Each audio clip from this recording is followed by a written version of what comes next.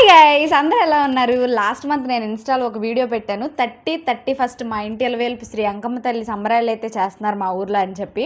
దాన్ని నేను చిన్న వ్లాగ్ లాగా అయితే షూట్ చేసుకున్నాను.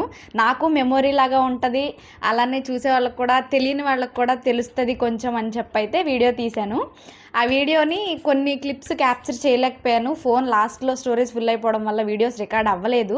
లాస్ట్ ఇయర్ సంబరాలవి కొన్ని, ఈ ఇయర్ సంబరాలవి కొన్ని కలిపి అయితే పూర్తిగా అసలు ఈ సంబరాలు ఎలా చేస్తారని అయితే వ్లాగ్ అయితే తీశాను. కొన్ని క్లిప్స్ తీయలేకపోయినా అవి మిస్ అయ్యాయి. అవి కూడా మీకు ఎక్స్ప్లెయిన్ చేస్తాను. సో చూసి ఏదైనా తప్పులుంటే క్షమించండి. ఏమైనా తప్పుగా మాట్లాడితే ఆ తప్పును సరిచేసి కామెంట్స్లో చెప్పండి. వీడియో చూసి నచ్చితే లైక్ చేయండి, ఎలా ఉందో కామెంట్ చేయండి. కొందరికి ఇవి తెలీదు. ఇప్పుడు మా అమ్మవారి ఊర్లో ఉంటే ఇలా అమ్మవారి పండగలు ఏం జరగవన్నమాట, మా అత్తవాళ్ళ ఊర్లో జరుగుతాయి.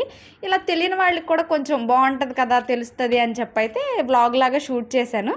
సో మీరు కూడా చూసి ఎలా ఉందో అయితే తప్పకుండా కామెంట్ చేయండి. Let's get start the video.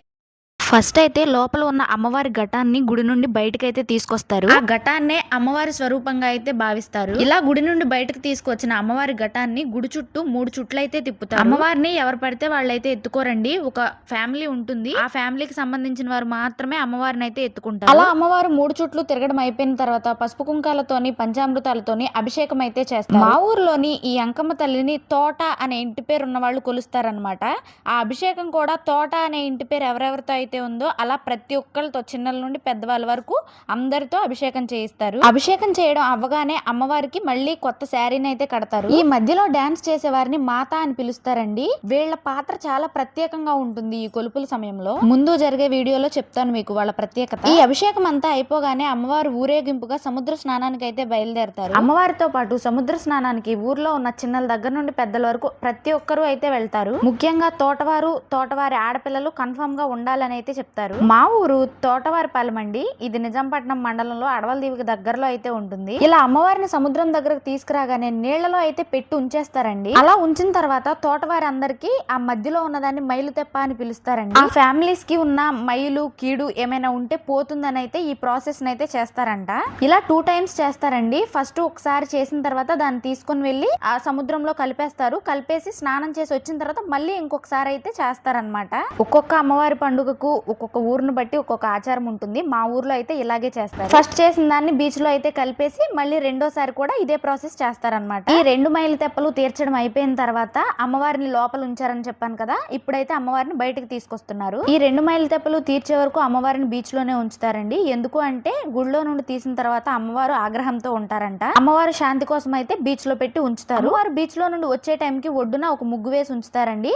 ఆ అమ్మవారి ఘటాన్ని తీసుకొని వచ్చి ఆ ముగ్గులో అయితే పెడతారు. ముగ్గులో పెట్టిన తర్వాత అమ్మవారి ఘటాన్ని మళ్ళీ అలంకరిస్తారండి. అలంకరించిన తర్వాత ఈ అంకతల్లిని కొలిచే ఆచారస్తులు ఉంటారు, వారిని గణాసారులు అని పిలుస్తారు. వీరి వారసత్వంగా అంకతల్లిని కొలుస్తారని చెప్తారనమాట. ఇక్కడ బ్లర్ వేసాను, కాపీరైట్ పడుతుందేమో అని చెప్పి. అతనైతే నోటితోనే కోడి మెడ కొరికేసి అమ్మవారికి అయితే సమర్పిస్తారనమాట. సమర్పించిన తర్వాత దీన్ని వార్చుకోవడం అంటారండి. ఆ ఆచారమంతులకు మాత్రమే తల్లి వస్తుంది. తల్లి వచ్చినప్పుడు ఇలా వార్చుకుంటారనమాట. ఈ వార్చుకోవడం అయిపోగానే అందరూ కొంచెం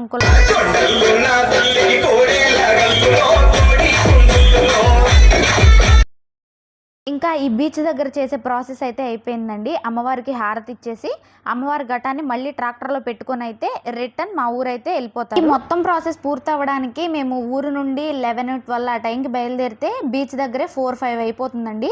సో బీచ్ దగ్గర భోజనాలు పెడతారనమాట. భోజనాలు తినేసి అయితే వచ్చిన ట్రాక్టర్లన్నీ రిటర్న్ అయిపోతాయి. మధ్యలో ఊరి పొలిమేర దగ్గర అయితే ఒక కోడిని కోసి అలా పసుపు కుంకుమ చల్లుతారు. అంటే ఏ దుష్ట శక్తులు మళ్ళీ తిరిగి మాతో పాటు రాకుండా అనమాట. అమ్మవారు ఆ పొలిమేర దాటక ముందు అమ్మవారితో పాటు సముద్రం దగ్గరకు వచ్చిన వాళ్ళు ఎవ్వరూ తిరిగి ఊరైతే వెళ్ళకూడదు. అక్కడ నుండి 5 గంటలకు బయలుదేరి మధ్యలో ఊరుల దగ్గర ఆపుతూ సంబరం చేస్తూ ఊరు చేరేసరికి అయితే 9 అవుతుందండి. అక్కడ నుండి అమ్మవారిని జల్దిలో పెడతారు. సముద్ర స్నానం తర్వాత అమ్మవారు మళ్ళీ ఆగ్రహించి ఉంటారని అమ్మవారిని శాంతిపరచడానికి అయితే జల్దిలో పెడతారు. జల్దిలో పెట్టడం అంటే ఏదో ఒక చెరువు దగ్గర అమ్మవారికి చిన్న పురం లాగా కట్టి, అంటే చిన్న ఇల్లు లాగా కట్టి అమ్మవారిని అందులో పెట్టాలి. మా ఊరు ఉన్న చెరువులో వాటర్ లేకపోవడం వల్ల డ్రమ్ములో వాటర్ పోసి అందులో అమ్మవారిని పెట్టేసి పైన వేప మండలు వాళ్ళ ఆయుధాలు నైవేద్యాలు అన్ని పెట్టి అయితే ఉంచుతారు. అది అయిన వెంటనే మాతమైలు కార్యక్రమం ఉంటుందండి. స్టార్టింగ్ లో చెప్పాను కదండి, మాతమ్మ గారికి ఒక ప్రత్యేక పాత్ర ఉంటుంది ఇందులో అని చెప్పి, అది ఇదేనమాట. ఆ మధ్యలో రెడ్ డ్రెస్ వేసుకున్న ఆయన్ని పంబలాయన అంటారండి. ఆయన అమ్మవారి కథ అయితే చెప్తారు. ఈ కథ చెప్పే స్టార్టింగ్ అయితే అందరి చేతికి వేపమండలు అయితే ఇస్తారు. ఈ మాతమైలు కార్యక్రమం చాలా స్పెషల్ అండి. తోట అని ఇంటి పేరు ఉన్నవాళ్ళు ఒక్కళ్ళు కూడా మిస్ అవ్వకుండా అందరూ అయితే వచ్చి ఒక దగ్గర కూర్చుంటారు. ఆ పంబలాయన కథ చెప్పేటప్పుడు మధ్యలో మనల్ని అడుగుతారండి, ఈ కార్యక్రమం చేపించుకోవడం మీకు ఇష్టమేనా అని చెప్పి.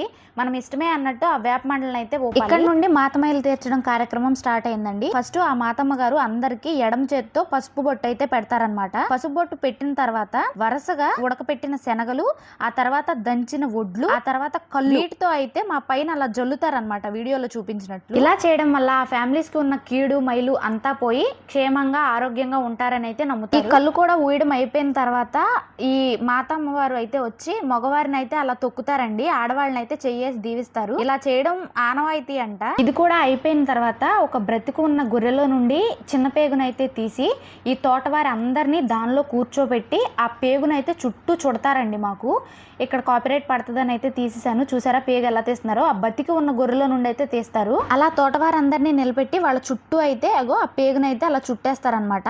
ఆ చుట్టిన పేగు తీయాలి అంటే తోటవారి ఆడపిల్లలు వచ్చి ఆ పేగు చుట్టిన వాళ్ళకి ఎంతో కొంత డబ్బులు ఇచ్చి అయితే విడిపించాలని చెప్తారు. ఈ ప్రాసెస్ అంతా అయిపోయిన తర్వాత అందరూ ఇంటికి వెళ్ళి స్నానం చేసి మళ్ళీ అమ్మవారిని జల్దిలో పెట్టారని చెప్పాను కదా, అక్కడ అమ్మవారి కథ అయితే చెప్తారండి.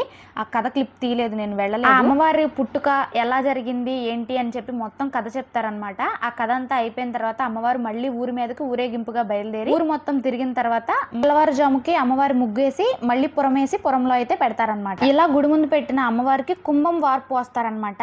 ఒక నిండుకుండా అన్నాన్ని అమ్మవారికి అయితే ప్రసాదంగా పెడతారు. ఈ ప్రాసెస్ తర్వాత కూడా పోటు గొర్రె అని చెప్పి బతికి ఉన్న గొర్రెలో నుండి గుండెను తీసి అమ్మవారికి అయితే ప్రసాదంగా పెడతారు. ఆ గుండె కొట్టుకునే క్లిప్ ముందొచ్చే వీడియోలో ఉంటుంది, మిస్ అవ్వకుండా చూడండి. ఈ ప్రాసెస్ అయిపోయిన తర్వాత ఊర్లో ఉన్న ప్రజలందరూ అమ్మవారిని వచ్చి దర్శించుకుంటారు. మా ఊర్లో ఈ అంకతల్లి గుడి కట్టి అయితే 6 years అవుతుంది. ఫస్ట్ 3 years స్టార్టింగ్ కంటిన్యూగా 3 years తర్వాత నుండి మరలా 3 years ఒకసారి అయితే చేస్తారు. ఈ ప్రాసెస్ తర్వాత నా ఫోన్ హ్యాంగ్ అయిపోయిందండి, ఇంకా వీడియోస్ తీయడానికి కుదరలేదు. ఈ గొర్రె జడతిస్తే తప్ప కొయ్యరండి. జడత అంటే ఏంటంటే చూడండి, ఇప్పుడు ఆ గొర్రె విదిలిస్తుంది, అగో అలా విదిలిస్తే తప్ప అమ్మవారికి ఏటను బలివ్వరు అనమాట. ఇదే పోటు గొర్రెను బలిచ్చే కార్యక్రమం అండి. ఇక్కడ కూడా బ్లర్ వేస్తాను నేను, కాపీరైట్ పడిపోద్ది. చూడండి, ఆ బ్రతికి ఉన్న గొర్రెలో నుండే గుండెని తీసుకొని వెళ్ళి అమ్మవారి దగ్గర అయితే పెట్టేస్తారు. ఈ ప్రాసెస్ అంతా అయిపోయిన తర్వాత ఊర్లో అన్నదాన కార్యక్రమం ఉంటుందండి. ఆ కార్యక్రమం తర్వాత ఈ బయట ఉన్న పురంలో ఉన్న అమ్మవారి ఘటాన్ని అయితే తీసుకెళ్లి మరలా గుడిలో అయితే పెట్టేస్తారు. మరలా అమ్మవారి ఘటాన్ని బయటకు తీసేది 3 సంవత్సరాల తర్వాత మళ్ళీ మా ఊరు కొలుపులు చేసినప్పుడు మాత్రమే. ఇక్కడతో అయితే అమ్మవారి కొలుపులు అయితే కంప్లీట్ అయిపోయాయండి. మళ్ళీ కరెక్ట్ గా నెల రోజులకి నెల సంబరాలను చేస్తారనమాట. ఆ రోజు ఇంత హడావిడి ఉండదు, బట్ ఈ ఆటల్ని కోస్తారు. బయట ఊర్లో ఉన్న నార్మల్ టెంపుల్స్ అన్నింటికి పూత పెట్టడానికి తిరుగుతారండి. అదిగో చూడండి, ఇక్కడ మీరు జాగ్రత్తగా అబ్జర్వ్ చేయండి, జూమ్ చేశాను. గుండె ఇలా కొట్టుకుంటూ ఉంటది. అమ్మవారిని తిప్పి మళ్ళీ గుడిలో పెట్టడంతో ఈ కొలుపుల కార్యక్రమం అయితే కంప్లీట్ అయిపోతుంది. కొలుపులు అయిపోయిన రోజు నైట్ మా ఊర్లో అయితే కోలాటం వేశారు. కోలాటం వేసింది మా ఊరు వాళ్ళేనండి, శ్రీ మురళీకృష్ణ కోలాట బృందం. 30 years ఎక్స్పీరియన్స్ ఉందండి ఇందులో కోలాటం వేసిన వాళ్ళకి. కోలాటం అయిపోయిన తర్వాత శ్రీ లక్ష్మి నిదానం పాట అమ్మవారి కథ అయితే చెప్పించారు. నేను ఆ క్లిప్ షూట్ చేయలేకపోయాను. వ్లాగ్ అయితే ఎక్కడితో కంప్లీట్ చేసేస్తున్నాను. సో ఈ చిన్ని వ్లాగ్ మీకు కూడా నచ్చితే లైక్ చేయండి, షేర్ చేయండి, అలాగే కామెంట్ కూడా చేయండి. తెలిసి తెలియక ఏమైనా చెప్పుంటే క్షమించండి. మరి బాయ్ బాయ్.